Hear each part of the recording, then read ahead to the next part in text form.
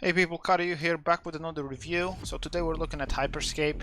Even though it currently is an open beta, since they already have a cash shop in the game, I'm going to treat it as a full release, because usually there aren't that many differences between an open beta and the release of a free-to-play game. If this review was helpful to you, give it a thumbs up. You can also subscribe for more reviews, and I also do stream over on Twitch if you want to drop by. Links in the video description down below, everybody's welcome there. But yeah, let's jump into the review of Hyperscape and see what we have here. It's yet another Battle Royale game. I might have lost some of you right there. Yeah, I know, it's another Battle Royale, but Ubisoft did try some new stuff with this one. It has some unique mechanics when compared to, say, PUBG or Warzone, starting with crossplay and the cross progression when it gets released on consoles as well, and how they integrated it with Twitch and the hacks that act as powers but aren't related to any specific character. So let's talk about Twitch integration. Makes watching it on Twitch a more interactive experience, giving your viewers a chance to vote for specific in-game events like low gravity or unlimited ammo. They can also check your loadout and stats for the current match, while also getting battle pass experience just for watching. And as a streamer, you can also invite your viewers into your squad directly through the extension while in game, so it makes it a lot easier to play with your viewers. A thing that I really liked was also how they did the ring. It closes in a non-circular way, and every single building, car, lamp, everything gets deleted from the sector that is closing. And if you're caught outside the active sectors, you do stand out and there is no cover for you to hide behind because everything gets deleted from that zone. Okay, let's talk about movement. It's a really fast-paced game. Characters move fast. You can also slide for an extra boost of speed and use it as a way of dodging. You don't keep the momentum in between slides like in Apex though, which is a shame. I mean, but if they did, you would just be going too fast. There are also movement hacks like teleport, which teleport you a short distance, and with some momentum. There's the ball, which transforms you into a ball, letting you just bounce around. And this one is really good with low gravity, it's so funny.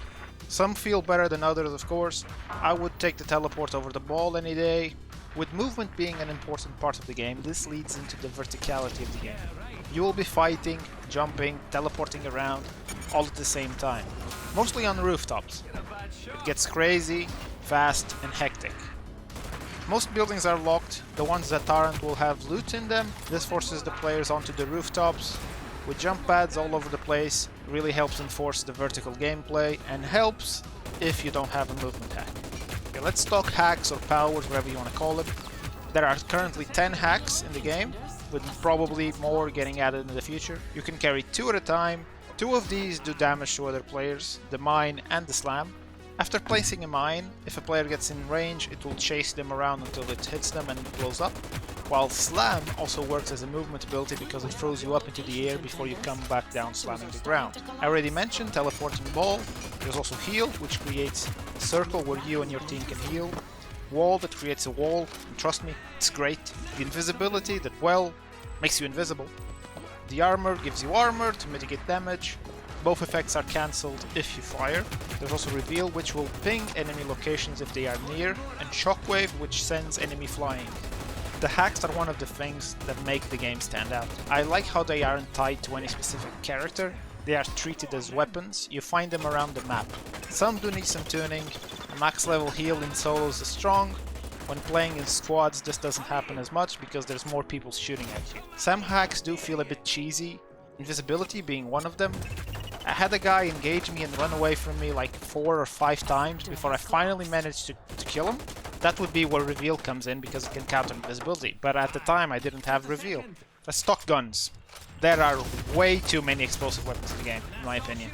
They need to tune them down or make them rarer, making other weapons more viable, because most fights involve the Ripper plus an explosive weapon. And who the hell thought including an auto-aim pistol was a good idea? Get that crap out of here. Still, the guns are satisfying to shoot. I find the time to kill too low, but this could be because I am used to Apex Legends that can have a very high time to kill. The only way to heal is waiting for the regeneration to kick in, or the heal hack, which I am not a fan of, because I found myself just sitting in a corner, hiding, waiting for the regen to kick in before going back into the fight. Upgrades are done by fusing the weapons or hacks you have with others of the same type, so a Ripper can be fused with other Rippers, the heal hack with other heal hacks. They have 4 levels. In weapons they increase the mag size, with the last one also increasing the damage. In hacks, it usually decreases the cooldown. The way they did the upgrades for the weapons and hacks made it a lot simpler than it usually is. You go up to the hack or the weapon you want to fuse, you hold the button, it fuses, there's no fumbling through the inventory window, it's quick and easy. They also did something interesting with death, so when you die in squads, they don't throw you into the spectator mode, you actually do continue to play, as a ghost or an echo as they call it. You can't do any damage or interact with the environment though, but you can still use the ping system and work as a scout for your team. Resurrect points appear when a teammate kills an enemy, they're not fixed spots in the map, making resurrections a bit more unpredictable and death more interesting for you or your teammates, so you just don't stand there and watch other people play the game. Currently there are 2 game modes, squads and solos, with more on the way. Limited timed events were confirmed, but more classic game modes we will have to wait and see. There is also an up and running cash shop. This is the main reason why I'm looking at it as a full release. There is also the battle pass, both being full of cosmetic items. I really hope they stay cosmetic only. Let's talk audio, and yes, you can tell the general zone where the enemies are just by the sound. Footsteps are audible, you can hear if they are above you, below you, to your left or to your right. Guns each have a distinct sound to them. If you are third partying, it is possible to tell which weapons are being used by their sounds. The hacks also have their audio cues, with the most important one being the mine, which can actually kill you, but the blinking mine icon in the middle of your screen also helps. Visually the game looks good, but it's nothing crazy. It being a free-to-play game, it had to run in a wide variety of systems. We see this looking at the system requirements. You have all the options you would expect on a PC game. Now, the interior of the standard buildings pretty much all look the same. A set of stairs, same colors, same everything, as you might have already noticed. The high-quality loot zones do look unique. Other buildings needed more variety. Hell, there isn't even a single chair in most buildings. Replayability-wise, this being a multiplayer shooter, it depends on how easily you get bored of the Battle Royale formula. While the game has unique mechanics, the base gameplay loop is the same as the other Battle Royale games. You drop into a zone, you loot, you fight. In-game menus also hint at limited time events, help keep the interest there. Maybe with some lore, we will have to wait and see. Lore-wise, right now there is no story in the game, but from the game's trailers, when watching, it looked like there might be something here.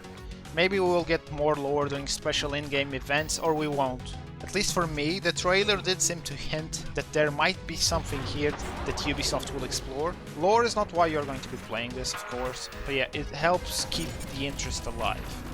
From what I played, I enjoyed my time with the game, even though I am not a fan of all the explosive weapons in the game. There are way too many explosive weapons in the game. The hacks help keep the game fresh, but at the same time you will be leaning towards a set of specific powers if you're playing in squads or solos.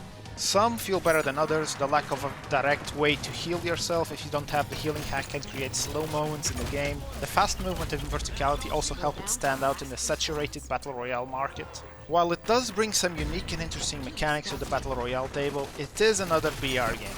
In an already saturated market, time will tell if Ubisoft can keep people interested in a game, and if you're not a fan of the BR type shooter, you probably won't like this one, but hey, the game is free, so you can always give it a go. So that's it for my review of Hyperscape. I hope you guys enjoyed it, and if I was helpful, do give me a thumbs up. You can also join me on Twitch, where I play a variety of games, and where the gameplay you actually saw came from. Links in the video description down below if you want to check it out. And as always people, stay safe and drink your water. Thanks for watching.